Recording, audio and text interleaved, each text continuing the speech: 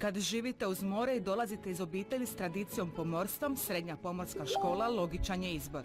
Za tu odluku ne treba busola, ona je već u genima. Tata mi je pomorac, on je upravitelj stroja tu na našoj obalnoj plovidbi i zato sam je upisao u školu jer može mi on i više pomoći s toga stvari i tako. Njegov najbolji prijatelj poslušao je očev savjet.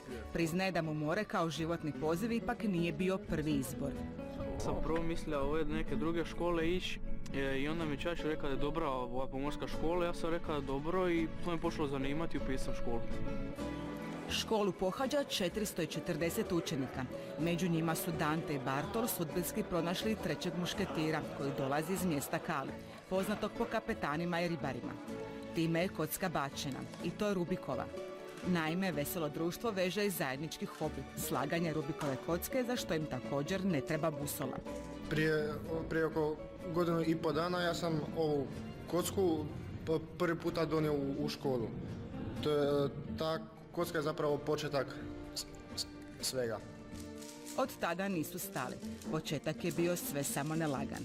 Složiti kocku može se na mnoštvo načina, a potrebno je najmanje 26 poteza. Bilo je 3-4 dana sam slagao, pokušavao je sam sastaviti, nisam nikako uspio, onda sam na internetu našao neki kao tutorial i ja sam tako uspio u 5-6 minuta na prvi put, predobro je bilo. Svakodnevnom vježbom rezultat je postao mnogo boljim. Igra kako pamte stariji promijenila je bojem, veličinu i oblik.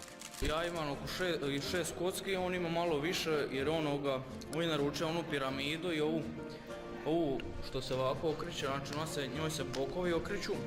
On je to naručio, a ja to nisam, nije mi se baš te svidile i zato on ima dvije više. No ne igraju s ovi uzorni učenici samo kockama.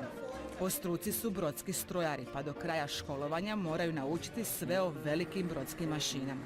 Najkompliciraniji dio je možda taj što moramo svakim malim stvarima paziti i o velikim i malima i ako, kao što sam vidio malo prije, ako nešto zeznam jednu stvar, ode sve sam zeznio i treba velika šteta nastala.